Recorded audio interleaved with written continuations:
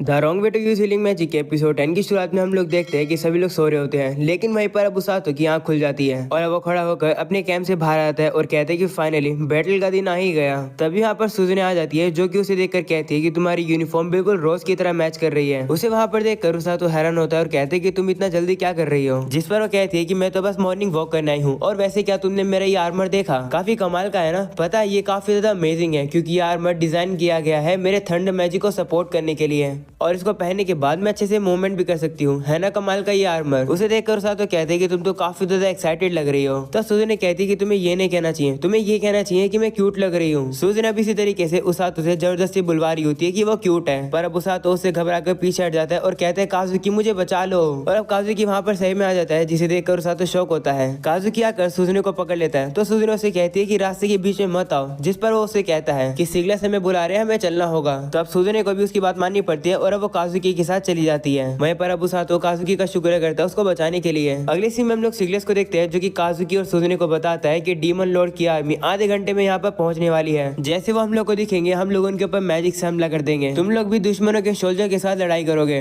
बाकी सभी नाइट्स के साथ मिलकर, और एक रास्ता ओपन करोगे जिससे कि दुश्मन के कमांडर तक पहुंचा जा सके, और हो सके तो दुश्मन के कमांडर को सीधा खत्म ही कर देना। जिस पर काजुकी और सुजुने कहते हैं ठीक है। अगले सीन में वो लोग अब लड़ने के लिए तैयार हो जाते हैं, जहाँ पर सुजुने काजुकी से कहती है कि अपने आप को ज्यादा पुश मत करना, जिस पर वो उसे कहते हैं कि तुम्हें मेरी चिंता करने की जरूरत नहीं है। तुम बताओ क्या तुम चिंता में नहीं हो, तुम तो जाकर उसातो को भी खुद से डिस्ट्रैक्ट करके आ चुकी हो। ये सुनकर सुजुने शर्मा जाती है और वो उसे कहती है तो तुम्हें पता चल गया कि मैं क्या कर रही थी। मैं थोड़ी सी घबराई हुई हूँ, लेकिन सच बताऊं तो थोड़ी सी मैं एक्साइटेड भी हूँ। तब काजुकी उससे कहते कि जैसे तुम अर्थ पे थी अब तुम बिल्कुल भी वैसी नहीं रही हो। तो सुजुने कहती हाँ वो वाली सुजुने अब जा चुकी है, लेकिन मैं जैसी हूँ उसातो ने मुझे वैसे एक्सेप्ट किया है। ये सुनकर काजुकी कहते हैं कि ये सब कब हुआ, मुझे तो पता ही नहीं था, तुम्हें इसके बारे में मुझे सब कुछ बताना होगा। तो सुजुने कहती अभी नहीं, जब हम लोग जिंदा वापस आ पाए तब मैं तुम्हें बताऊंगी। अगर तुम्हें जानना है तो तुम्हें जिंदा वापस आना होगा। तभी वो अचानक से फील करते हैं कि जो डीमन की आर्मी है वो अब पहुंच चुकी है यहाँ पर। वो लोग अब सामने देखते हैं तो उन लोगों को डीमन लॉर्ड की आर्मी दिखाई देती है जो कि उन लोगों के पास आ रही होती है। उन्हें देखकर वो सभी लोग अब अपने मैजिक को तैयार कर लेते हैं और सीधा ही डीमन लॉर्ड की आर्मी के ऊपर वो सीधा फायर कर देते हैं। उन लोग को अब लगने लगता है कि उन लोगों ने डीमन लॉर्ड की आर्मी को खत्म कर दिया है, लेकिन तभी अचानक से धुआं हटने के बाद वो लोग देखते हैं कि डीमन लॉर्ड की आर्मी तो वहाँ पर होती ही नहीं है, यानी कि ये सब एक छलावा था, यानी दुश्मन ने उनके ऊपर इल्यूजन मैजिक का यूज किया था। वो लोग अब देखते हैं कि जो असली दुश्मन है वो तो साउथ वेस्ट से आ रहे हैं, यानी कि दूसरी डायरेक्शन से। वो देखकर काजुकी सुजुने और सभी लोग अब वहाँ पर जाने लगते हैं उनसे लड़ने के लिए। अगले सीन में हम लोग रोज को देखते हैं जो कि अपनी टीम को बता रही होती है कि जिसने भी ब्लैक कपड़े पहने हैं कि बैटलफील्ड में जाओ और जो भी इंजर्ड लोग हैं उन्हें यहाँ पर वापस लेकर आओ, जाओ और जिंदा वापस आना। ये सुनकर सभी लोग अब चले जाते हैं बैटलफील्ड पर, जिसके बाद रोज ओरगा और उरुरु से कहती है कि तुम लोग की ड्यूटी यहाँ टेंट के अंदर है, आरुको तुम लोग को यहाँ पर गार्ड करेगा, लेकिन अगर इमरजेंसी आती है और बात आउट ऑफ कंट्रोल हो जाती है तो बस भाग जाना। ये सुनकर वो लोग भी कहते हैं ठीक है। जिसके रोज उसातो से कहती है कि तुम और मैं बैटलफील्ड में तब जाएंगे जब ज्यादा सोल्जर्स घायल होने लगेंगे, तब तक के लिए हम लोग यहाँ पर हीलिंग करेंगे लोगों की। वो सुनकर उसातो कहते हैं ठीक है। जिसके बाद वो सभी लोग अपनी अलग अलग पोजीशंस ले रहे होते हैं। उसातो वहीं पर सोच रहा होता है कि क्या काजुकी और सुजुने ठीक होंगे। वो सुनकर उरुरु से कहती है कि क्या तुम अपने फ्रेंड्स की चिंता कर रहे हो, जिस पर वो कहते हैं हाँ। तो उरुरु से कहती है कि ये मत भूलो कि तुम भी बैटलफील्ड में जा रहे हो तो तुम्हें भी केयरफुल होना होगा। तो उसातो कहते हैं हाँ। तभी लोग टोंग को देखते हैं जो कि इंजर्ड लोगों को इतनी जल्दी से ले आता है। वो देखकर उसातो और उरुरु हैरान होते हैं कि लोग इतनी जल्दी घायल हो रहे हैं। तो रोज उन लोगों को बताती है कि ये वॉर है तो घायल लोग एक के बाद एक आते रहेंगे, टाइम वेस्ट करना बंद करो, उन्हें हील करना शुरू करो। ये सुनकर अब उसातो उस बंदे को हील करने जाता है और देखता है कि उसकी चोट तो काफी ज्यादा गहरी है, जिसे देखकर उसातो के हाथ अब थोड़े से कांपने लगते हैं। लेकिन अब उसातो अपने आप को कंट्रोल करता है और अब वो उस बंदे को हील करना शुरू करता है। वहीं पर अब बाकी सभी लोग भी बंदों को हील कर रहे होते हैं और अब जिस बंदे को उसातो हील कर रहा होता है वो बंदा उसातो को बताता है कि मेरे ऊपर एक बड़े से स्नेक ने हमला किया। ये सुनकर उसातो सोचता है कि कहीं ये वैसा स्नेक तो नहीं है जिसने मेरे ऊपर हमला किया था। उसातो अब कहते हैं कि मुझे इस बात पर फोकस नहीं करना चाहिए, मुझे अभी हीलिंग पे कॉन्सेंट्रेट करना चाहिए। जिसके साथ हम लोग को बैटलफील्ड का सीन दिखाया जाता है जहाँ पर हम लोग उसी बड़े से स्नेक को देखते हैं जो कि सोल्जर्स के ऊपर हमला कर रहा होता है। और क्योंकि वो स्नेक काफी ज्यादा बड़ा और वेनोमस है उससे कोई लड़ नहीं पा रहा होता है।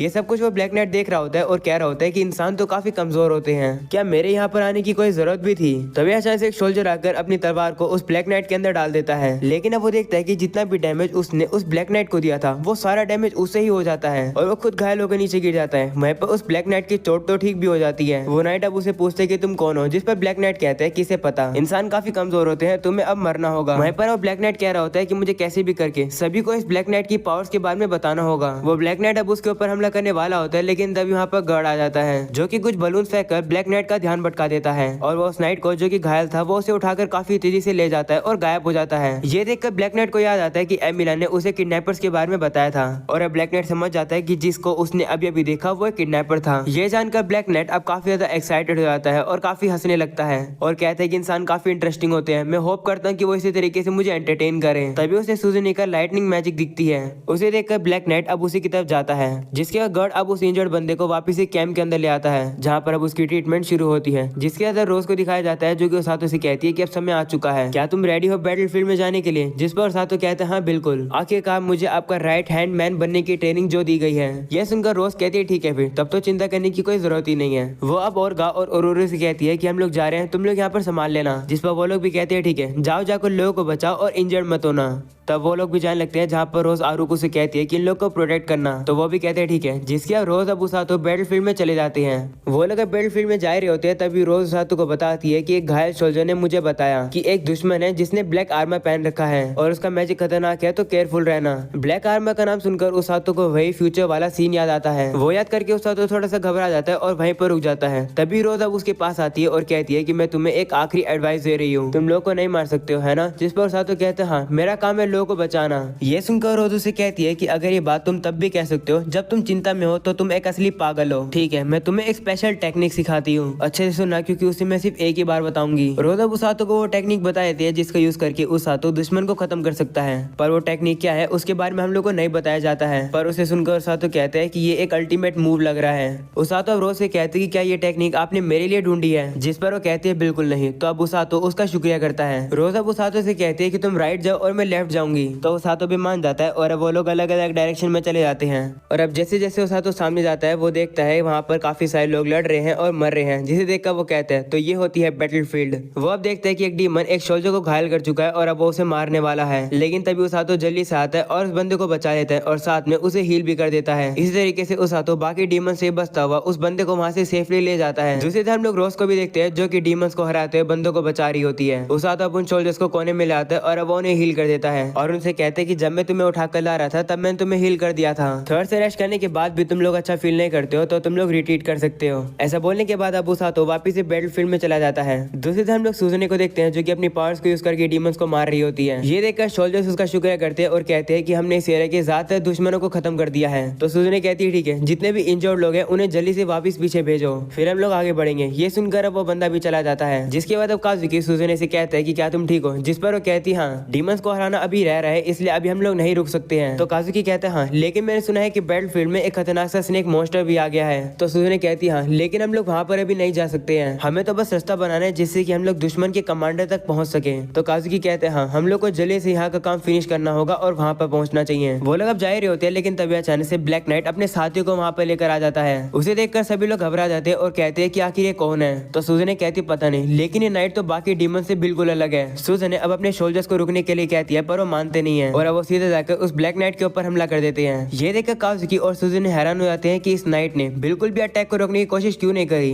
कैसे डर नहीं होता है। वहीं पर वो ब्लैक नाइट उन सोल्जर से कहते हैं कि तुम लोग रास्ते के बीच में हो, साइड हटो। ऐसा बोलने के बाद वो अपनी पावर्स को यूज करके उन्हें पीछे हटा देता है। जिसके सूजने उन सोल्जर्स को पीछे हटने के लिए कह रही होती है, लेकिन तभी अचानक से उन सोल्जर्स को डैमेज हो जाता है, जो कि वो उस ब्लैक नाइट को देने वाले थे। ये सुनकर काजुकी गुस्सा हो जाता है और उस ब्लैक नाइट के ऊपर हमला करने वाला होता है और उसे कहते हैं कि तुमने ये क्या किया। वो ब्लैक नाइट के ऊपर हमला करने वाला था, लेकिन तभी सूजन ने काजुकी को रोक देती है। लेकिन अब काजुकी का अटैक उसके हाथों से छूट जाता है और अब वो अटैक जाकर ब्लैक नाइट के थोड़े से कंधे के साइड में लग जाता है। ब्लैक नाइट भी हैरान होकर काजुकी से कहता है कि तुम तो लाइट मैजिक यूज कर सकते हो, ये तो मैंने पहली बार देखा है लाइट मैजिक। वही काजुकी अब सूजन से कहते हैं कि तुमने मुझे क्यों रोका। तो सूजन कहती है कि मुझे नहीं लगता कि तुम इस बंदे के ऊपर डायरेक्टली हमला कर सकते हो। तभी वो ब्लैक नाइट कहता है रिफ्लेक्ट, और अब ब्लैक नाइट को जो काजुकी का अटैक लगा था उसका जो दर्द होता है वो काजुकी को लगता है और साथ में उसकी चोट भी। काजुकी हैरान होकर कहते हैं कि क्या चल रहा है। वही सूजन से कहती है क्या तुम ठीक हो? जिस पर वो कहता है हाँ मैं ठीक हूँ, चोट इतनी गहरी नहीं है। वही अब सूजन समझ जाती है ब्लैक नाइट्स की पावर के बारे में। वो कहती है कि जो कोई भी इस नाइट की आर्मर के ऊपर हमला करेगा उसका डैमेज उसी बंदे के ऊपर होगा जिसने हमला किया था। यह सुनकर ब्लैक नाइट सूजन से कहते हैं कि तुम तो स्मार्ट हो, तुम पहली पर्सन हो जिसने इतना जल्दी ये पता लगाया है। तुम दोनों मुझे स्ट्रॉन्ग लगते हो, इसलिए तुम दोनों यहाँ से नहीं भाग सकते हो। मैं चाहता हूँ कि तुम लोग मरने से पहले काफी ज्यादा स्ट्रगल करो। दूसरे सीन में हम लोग वापिस से उसातो को देखते हैं, जो कि बैटलफील्ड में दौड़ रहा होता है और वापिस से उसे फ्यूचर के वो विजन दिखने लगे हैं, जहाँ पर काजुकी और सुजुने मारे गए हैं, वो भी डार्क नाइट के हाथों। उसातो के दिमाग में जैसे ये चीज आती है उसके दिमाग में काफी दर्द होने लगता है। वो हीलिंग मैजिक का यूज करके भी उसे ठीक कर पा रहा होता है, पर उसे वो ठीक नहीं कर पा रहा होता है और सोच रहा होता है कि क्या काजुकी और सुजुने को कुछ हो गया है। उसातो को ऐसी हालत में देखकर एक डीमन उसके ऊपर हमला करने के लिए आ जाता है, पर उसातो जैसे तैसे करके उस अटैक को डॉज करके आगे गिर जाता है। उसके सर में दर्द होने की वजह से वो लड़ भी नहीं पा रहा होता है और वो जो डीमन है वो उसके ऊपर हमला कर देता है। लेकिन तभी वहाँ पर एक सोल्जर आकर उस डीमन को मारकर उसातो को बचा लेता है। उस सोल्जर को देखकर उसातो को याद आता है कि तो वही सोल्जर है जिसकी जान उसने बचाई थी। वो सोल्जर अब उसातो से कहता है कि पहले मुझे बचाने के लिए शुक्रिया। तो उसातो कहते हैं कोई बात नहीं, वैसे क्या तुम्हें पता है कि वो जो दो हीरोज है वो कहाँ पर है? तो वो सोल्जर कहते हैं हाँ, वो दोनों फ्रंट लाइन में होंगे। ये सुनकर उसातो भी वहाँ पर जाने लगता है और कहता है काश मैं जल्दी से वहाँ टाइम पर पहुंच जाऊं। अगले सीन में हम लोग उन सभी डीमंस को देखते हैं जो कि बाकी सोल्जर से लड़ रहे होते हैं। ये देखकर वो ब्लैक नाइट उन डीमन से कहता है कि बहुत बढ़िया, इन छोटे कीड़े मकोड़े को खत्म करो। वही सुजुने काजुकी से कहती है कि इतने सोल्जर्स बाकी लोगों को रोक रहे हैं, इतने में हम लोग को जल्दी से इस ब्लैक नाइट को खत्म करना होगा। तो काजुकी कहते हैं हाँ, लेकिन कैसे? क्योंकि अगर ये आर्मर सारे डैमेज को रिफ्लेक्ट करता है तो हम लोग कुछ भी नहीं कर सकते हैं। तो सुजुने कहती है कि ये रिस्की है, लेकिन मैं कुछ ट्राई करना चाहती हूँ। वो अब उस प्लान को काजुकी को बता देती है। उसे सुनकर काजुकी कहते हैं कि ये प्लान तो काफी डेंजरस है। तो सुजुने कहती है कोई बात नहीं, अगर कुछ हो भी जाएगा तो उसातो हम लोग को हील कर देगा। वो सुनकर काजुकी उससे कहते हैं कि तुम कितनी रेकलेस हो, तुम अर्थ पर भी ऐसी ही थी। उन लोगों की बातें सुनकर ब्लैक नाइट उनसे कहते हैं कि अगर तुम्हारी मीटिंग खत्म हो गई हो तो लड़ना शुरू करें। ऐसा बोलने के बाद वो उनके ऊपर हमला करता है और अब वो लोग भी उससे लड़ने के लिए आगे बढ़ते हैं, जहाँ पर सुजुने अपने लाइटनिंग मैजिक का यूज करके डार्क नाइट के सामने धुआं धुआं कर देती है। सुजुने को लगता है कि इससे डार्क नाइट को देखने में थोड़ी सी मुश्किल होगी और अब इसी मौके का फायदा उठाकर डार्क नाइट के ऊपर हमला करती है, जिसके बाद काजुकी भी आकर उसके ऊपर हमला करता है। वो दोनों अब सोचने लगते हैं कि क्या उन लोगों ने इसे हरा दिया, लेकिन तभी डार्क नाइट अब रिफ्लेक्ट यूज करता है, जिससे कि जो डैमेज उन लोगों ने डार्क नाइट को दिया था वो उन दोनों को ही हो जाता है। सुजुने मन में कहती है कि मुझे लगा था कि अगर ये डार्क नाइट डैमेज को देख ही नहीं पाएगा तो ये रिफ्लेक्ट भी नहीं कर पाएगा, पर ये तो काम ही नहीं किया। सुजुने अब देखती है कि डार्क नाइट की जो कमर है उस पे से अटैक रिफ्लेक्ट नहीं हुआ है। सुजुने को डार्क नाइट की कमजोरी के बारे में अब पता चल जाता है और अब वो काजुकी से कहती है कि एक और बार इसके ऊपर हमला करो। काजुकी थोड़ा सा डाउट कर रहा होता है, लेकिन फिर अब वो मान ही जाता है। वहीं डार्क नाइट भी उससे लड़ने के लिए तैयार हो जाता है और कहते हैं कि इस बार मुझे कुछ इंटरेस्टिंग चीज दिखाना। ये सुनकर काजुकी उसके हमले को डॉज करके अब उसके हमले को रोकने की कोशिश करता है। वहीं पर सुजुने अपने लाइटनिंग मैजिक का यूज करके अपनी स्पीड को काफी तेज कर लेती है। वहीं पर अब काजुकी भी समझ जाता है कि आखिर सुजुने क्या करने की कोशिश कर रही है और अब वो भी सुजुने की मदद करने के लिए डार्क नाइट के ऊपर अपने लाइट मैजिक से हमला करता है और अब काफी तेज रोशनी की वजह से डार्क नाइट देख नहीं पा रहा होता है। इस मौके का फायदा उठाकर सुजुने डार्क नाइट के पीछे आती है और अपनी तलवार को उसके अंदर डाल देती है।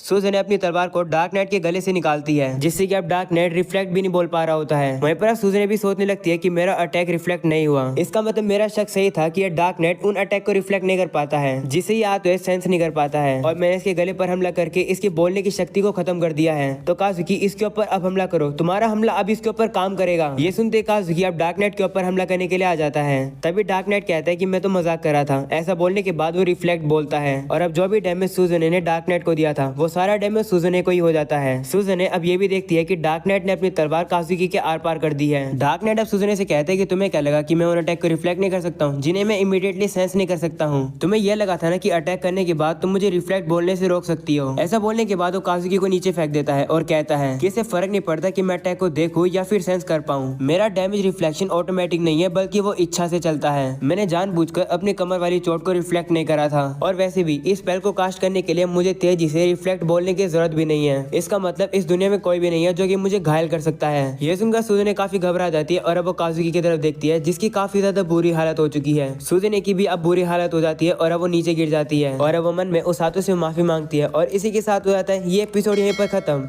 पसंद आया हो तो जरूर लाइक कर देना, चैनल पर न्यू हो तो सब्सक्राइब कर देना and thank you 3 lakh subscribers के लिए। मिलते हैं अगले एपिसोड में, तब तक के लिए बाय बाय।